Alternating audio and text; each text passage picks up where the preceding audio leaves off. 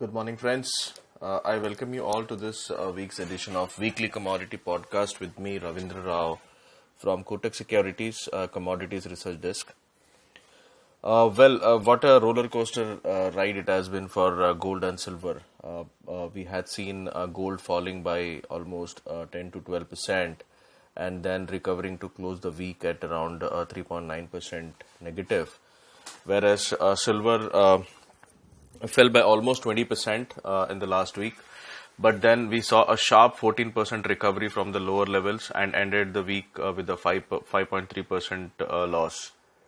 A much needed correction in gold and silver we saw last week, and we have also seen good buying coming in at lower levels, indicating that still the bulls are in charge in both gold and silver. But what this correction has done is it has slightly dented the sentiments amongst the investors. But we still feel that the general uptrend in both gold and silver is intact. Possibly, we might see some kind of a consolidation coming in. It might happen this week, and then a breakout on the upside. But as of now, we feel that it might trade slightly sideways until the key levels hold, and then we might see a breakout coming in mostly on the upside.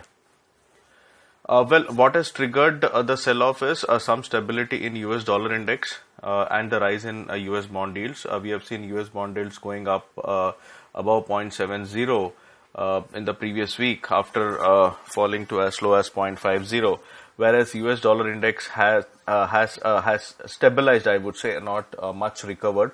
But this week again we have seen US dollar index moving lower, and that is supporting gold prices. Gold prices have again tested above $1980 per ounce on the COMEX, and silver has again moved up above $27. Support in US dollar remains at 92.57, and if that is taken out in US dollar index, if that is taken out, then we might see a US dollar index slipping towards 92 or say even 91.50, and that would be very positive for gold and silver prices. And in case of US bond yields, we expect it to take resistance somewhere near 0.75. And from there, we might see the bond yields again coming lower, and that again would be positive for gold and silver prices. So there are a lot of ifs and buts, but still we feel the general uptrend to remain intact, although some volatility might be seen this week, and we might see some kind of a choppy trading in both gold and silver. And there is a possibility that gold might take resistance somewhere near $1980, $1990, and we might see a correction again. And in case of silver, around 28 to $28.50 would be the immediate resistance. But if it sustains above this, then we might see a sustained up move again in gold and silver prices. Key events for the week would be FOMC and ECB minutes, which will reflect upon the monetary policy stance of the central banks and determine the trend in US dollar. Also in focus will be the manufacturing and services PMI data from the US and Europe, which may also affect risk sentiment and the US dollar. So overall trend in gold silver is expected to remain positive, but some profit taking is again possible depending on what the mood is in US dollar and the US bond yields. Well, coming to energy, crude oil has continued to trade in a very broad range, although we saw it rising for the second consecutive week last week. But still, we feel that it is in a broad range. Like if we look at MCX prices, it has still not managed to break above the 3268 high, and on the lower side it is not sustaining below 3000 level. So the broader range would be 3050 to 3200, 250 on the higher side, and on the NYMEX it would be somewhere around 4250, $43 on the higher side, and on the lower side it would be $40 to $40.50 in case of WTI. The factors are the same, like the US-China tensions are denting the sentiment, and whereas a pickup in the industrial sector has helped demand recover. So overall picture still remains mixed, and there is no clear-cut certainty on the direction of crude oil prices. Reflecting uncertainty in the market is OPEC and IEA agencies' report last week, and they have cut the demand outlook for 2020 and warned about a demand recovery in 2021, citing slow global economic recovery. On the other hand, US EIA raised its demand estimate and expects a smaller surplus this year. On the supply side, US crude stocks have fallen for the last 3 consecutive weeks, while production stands near the lowest level since mid-June. US crude oil rig count has also dropped to July 2005 lows. On the other hand, with effect from August, OPEC has reduced its production cut from 9.7 million barrels per day to 7.7 million barrels per day, which will add to the global supply. So, going ahead this week, we expect this broader range to continue. However, we might see a buying coming in at lower levels. And focus this week will be on the US and European manufacturing data, OPEC and Daly's monthly review meeting on August 19th, and development relating to US stimulus, US-China tensions, and the virus outbreak.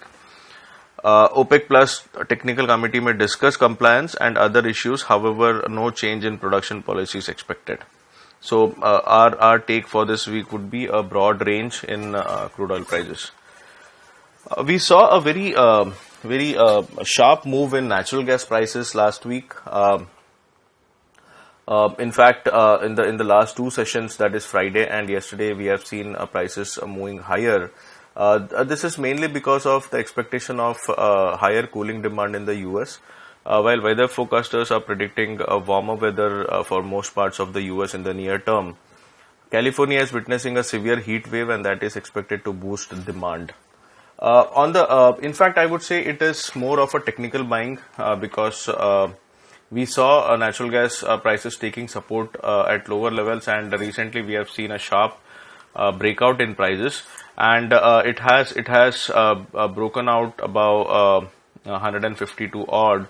Went up to 172, and then a correction, and then again an up move. So it's a classical short-term up move, and we expect 160 would act as a stiff support now, and on the upside, if it moves above 180, we might see prices going up till 190, 194. So it's a clear buy and dip commodity for at least for this week. And as I mentioned, support at 160, that would be the demand zone, and strong support would be at 145, below which the trend would negate. So it's a clear buy and dips for the week.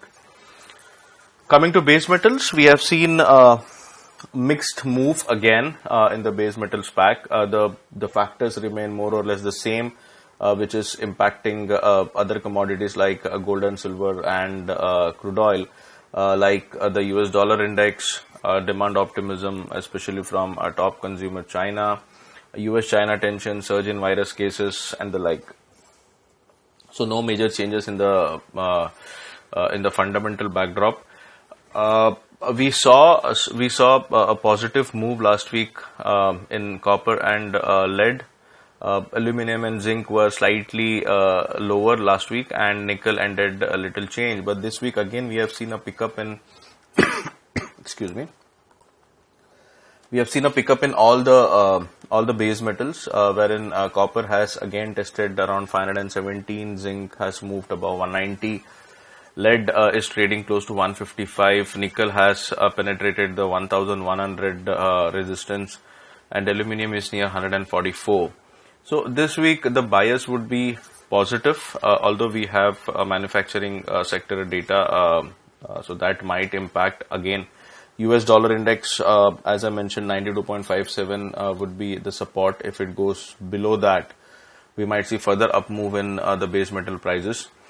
So for the week, copper, we feel 518, 519 would be the immediate resistance. If it moves above that and sustains, we might see copper prices going up till 522, 524 odd levels. Whereas zinc, 192 is the immediate resistance, 192, 192.50. If it sustains above that, we might see zinc prices moving to 194 to 196. Lead has registered a double top close to 155.40, and if that is taken out, we might see lead prices going up till 157. Whereas nickel has given a breakout on the LME as well as on the MCX, and until the support of 1066 holds, we might see buying emerging again near 1080, 1085 odd levels, and the immediate resistance in nickel would be 1116. And if that is taken out, we might see nickel prices moving above, at least till 1140 on the MCX. So overall, the base metals pack looks positive for the week, and we might see some of the base metals performing very well. Well, that's all from this edition. Thank you for listening. Have a fantastic trading week ahead. Thank you.